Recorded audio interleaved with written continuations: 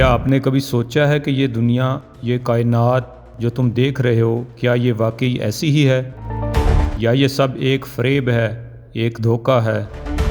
یونان کی قدیم سرزمین پر ایک فلسفی پیدا ہوا، پارمینائڈس۔ وہ شخص جس نے کہا حقیقت ایک ہے، ابدی ہے، ناقابل تغیر ہے۔ لیکن کیا یہ سچ ہے کہ ہم جو کچھ دیکھ رہے ہیں، جو بدل رہا ہے، جو حرکت کر رہا ہے، یہ سب جھوٹ ہے؟ کیا یہ تبدیلی ایک محض سراب ہے؟ پارمینائڈس کے مطابق دنیا دو راستوں میں بٹی ہوئی ہے۔ ایک سچائی کا راستہ، جہاں عقل ہمیں بتاتی ہے کہ حقیقت ہمیشہ یکساں رہتی ہے، اور دوسرا وہم و گمان کا راستہ، جہاں ہماری آنکھیں، ہمارے حواس ہمیں دھوکہ دیتے ہیں۔ اگر تبدیلی ایک دھوکہ ہے تو پھر وقت کیا ہے؟ اگر ہر چیز ایک جیسی ہے تو ہم کیوں مختلف محسوس کرتے ہیں؟ کیا ہم حقیقت کو کبھی جان پائیں گے یا ہمیشہ ایک سراب میں قید رہیں گے؟ یہی وہ سوالات ہیں جنہوں نے تاریخ کے عظیم فلسفیوں افلاطون، ارسطو اور نیتشے کو سوچنے پر مجبور کیا۔ تو کیا آپ اس سچائی کو جاننے کے لیے تیار تو ہو جائیے تیار۔ ہم اس ویڈیو میں خلاصہ کرنے جا رہے ہیں پارمینائڈس کے نظریات کا۔ تو آئیے سٹارٹ کرتے ہیں۔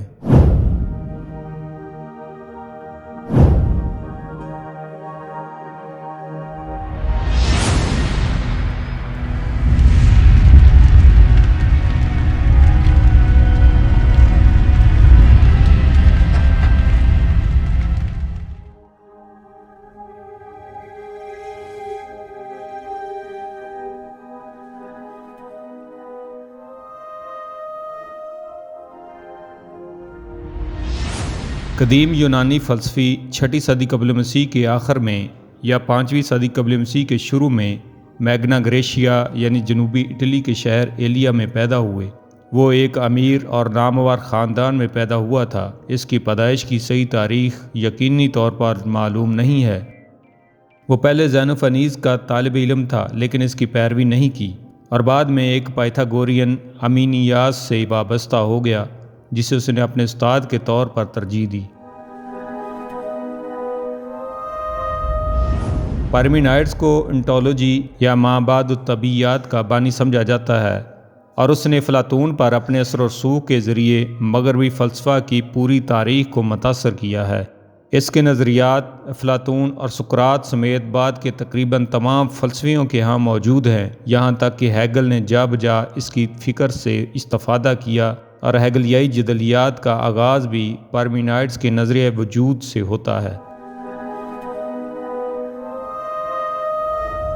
تاریخ فلسفہ میں اکثر پارمینائڈس کو ہیراکلیٹس سے قبل کا فلسفی سمجھا جاتا ہے، مگر ایک تازہ تحقیق میں پروفیسر سٹیس نے اپنی کتاب فلسفہ یونان کی تنقیدی تاریخ میں تاریخی حوالوں سے یہ ثابت کیا ہے کہ ہیراکلیٹس کا دور پہلے ہے۔ اس تحقیق میں وہ پارمینائڈس کی کتب سے ہی حوالہ دیتے ہیں۔ ایک دور میں یہ سوال فلسفے میں نہایت اہمیت کا حامل رہا ہے کہ کیا خلا یعنی مکمل عدم یا فنا یعنی نتھنگنیس یا نان ایگزسٹنس کا وجود ہے یا نہیں ہے۔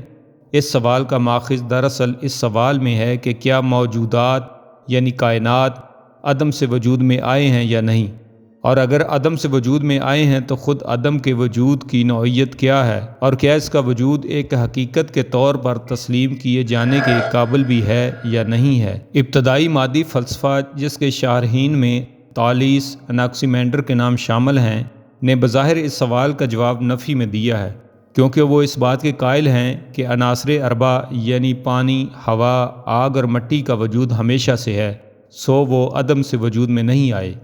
لیکن مسئلہ عدم جس پہلے فلسفی کے ہاں واضح طور پر سامنے آتا ہے وہ ہے ہیراکلیٹس۔ ہیراکلیٹس کے خیال میں حرکت حقیقت کا سب سے بنیادی اصول ہے، اور کسی شے کو بھی ثبات نہیں ہے۔ اس کا ایک مشہور قول ہے کہ تم کسی دریا میں 2 بار قدم نہیں ڈال سکتے، کیونکہ دوسری بار وہ پانی گزر چکا ہوگا اور ایک مطلق نیا دریا بہہ رہا ہوگا۔ اب حرکت کیا ہے؟ کسی شے کا اس حالت میں بدل جانا جس میں وہ پہلے نہیں تھی، حرکت کہلاتا ہے۔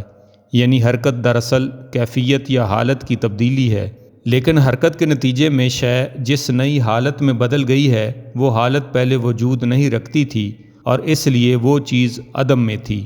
سو اگر کسی شے یا وجود میں عدم کا اضافہ کیا جائے، یہاں عدم سے مراد وہ شے کی وہ حالت ہے جس شے میں وہ پہلے موجود نہیں تھی، تو وہ شے تکون کے مرحلے سے گزرتی ہوئی ایک بالکل نئی شے بن جاتی ہے۔ اس لیے حرکت کا تصور اس کے سوا کچھ بھی نہیں ہے کہ وجود وہ کچھ بن چکا ہے جو وہ پہلے نہیں تھا، یعنی وجود میں عدم کا اضافہ ہو چکا ہے۔ ہیراکلیٹس کے یہ نظریات ہیگل کے توسط سے علامہ اقبال کے ذریعے ہم تک شعری صورت میں بھی پہنچے ہیں، اور اقبال کا تصور حرکت و تبدیلی ہیراکلیٹس سے مستفید ہوا ہے۔ پارمینائڈس اپنا فلسفہ یہاں سے شروع کرتا ہے کہ ہم کسی بھی شے کے بارے میں دو بنیادی سوال پوچھتے ہیں کہ کیا وہ وجود رکھتی ہے یا نہیں رکھتی۔ آئیے ہم یہی سوال عدم کے بارے میں کرتے ہیں، کیا عدم وجود رکھتا ہے، یا مزید واضح الفاظ میں اس طرح کہ کیا نہ ہونا ہے یا نہیں ہے۔ اگر اس کا جواب نہیں میں ہے تو اس طرح ہوگا کہ نہ ہونا نہیں ہے، یہ جواب واضح ہے۔ لیکن اگر اس کا جواب ہاں میں ہے تو کچھ یوں ہوگا کہ نہ ہونا ہے۔ اب یہ جواب اپنے اندر واضح تضاد رکھتا ہے، سو اسے ماننا محال ہے۔ پس ثابت ہوتا ہے کہ عدم کا وجود ایک منطقی مغالطہ ہے، لیکن بات یہاں ختم نہیں ہوتی۔ اگر عدم نہیں ہے تو کیا ہے؟ پھر بس وجود ہی وجود ہے، اور ایسا وجود جو نہ کبھی پیدا کیا گیا اور نہ کبھی فنا ہوگا۔ اس جواب کی بنیاد پر پارمینائڈس اپنا فلسفہ تشکیل دیتا ہے، جو تاریخ کی سب سے پہلی مربوط اور منظم مابعد الطبیعیات کے طور پر پہچانا جاتا ہے۔ ہم موجودات کے درمیان بہت سا فرق پاتے ہیں، مثلا میز میز ہے اور وہ کرسی نہیں ہے، درخت درخت ہے اور وہ پانی نہیں ہے، زید زید ہے اور وہ بکر نہیں ہے۔ سو یہ بات واضح ہوتی ہے کہ موجودات کے درمیان فرق نہ ہونے کی بنیاد پر ہے، ایک شے دوسری شے نہیں ہے۔ لیکن اگر یہ عدم یا نہ ہونا درمیان سے ہٹا دیا جائے تو کیا ہوگا؟ پھر ظاہر ہے کہ اشیاء کا فرق ہی ختم ہو جائے گا، اور پارمینائڈس یہی دکھانا چاہتا ہے۔ موجودات میں کوئی فرق نہیں ہے کیونکہ عدم کا کوئی وجود نہیں ہے۔ تمام موجودات دراصل ایک کلی وجود ہیں، اور ان کا ظاہری فرق محض دھوکہ ہے جو عدم کو درمیان میں لانے سے پیدا ہوتا ہے۔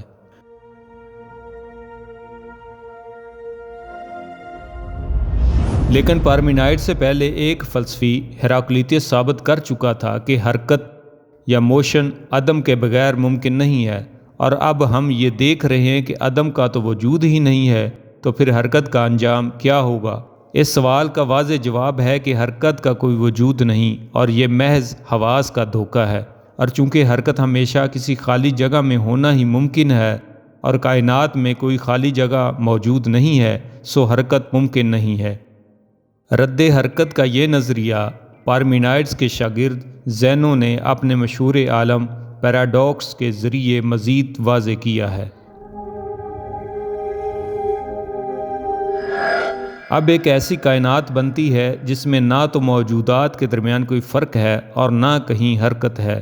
پارمینائڈس اس سوال کا جواب کچھ یوں دیتا ہے کہ کائنات کے دو رخ ہیں، ایک رخ حقیقی ہے جس میں محض ایک کامل اور کلی وجود ہے جو مکمل سکون کی حالت میں ہے، جہاں کوئی حرکت نہیں ہے، اور محض ایک ابدی سکون اور ہوئے جانے کی حالت ہے، جبکہ کائنات کا دوسرا رخ ظاہری ہے جس میں ہم موجودات کے درمیان فرق بھی پاتے ہیں اور حرکت کا مشاہدہ بھی کرتے ہیں۔ لیکن پھر اس حرکت اور تفاوت کے پائے جانے کی وجہ کیا ہے؟ یہاں سے یہ سوال اب علمیات میں داخل ہو جاتا ہے۔ پارمینائڈس کے نزدیک ہم ہر شے کا علم یا تو حواس سے حاصل کرتے ہیں یا عقل سے۔ ہمارے حواس خام ہیں، خام کا مطلب ہوتا ہے غیر پختہ، کچا، را، ان رائپ، ان پروسیسڈ، نامکمل یا غیر ترقی یافتہ، اور اسی وجہ سے ہمیں حرکت اور تفاوت محسوس ہوتا ہے، مگر عقل کامل ہے اور ہمیں حقیقت کا علم دیتی ہے، ایسی حقیقت جس میں محض وجود ہے اور کوئی عدم یا حرکت و تفاوت نہیں ہے۔ پس پارمینائڈس کے نزدیک حقیقت اور ظاہر کا فرق عقل اور حواس کے فرق کی وجہ سے ہے۔ اب آپ پارمینائڈس کے سارے نظام پر مجموعی طور پر نظر ڈالیں تو کچھ یہ صورت بنتی ہے کہ حقیقت اور ظاہر دو چیزیں ہیں اور عقل اور حواس بھی دو چیزیں ہیں۔ وجود کلی اور سکون حقیقی ہے اور عقل کے ذریعے اس تک پہنچا جا سکتا ہے۔ انفرادی موجودات اور حرکت ظاہری دھوکہ ہے اور حواس کی وجہ سے پیدا ہوتا ہے۔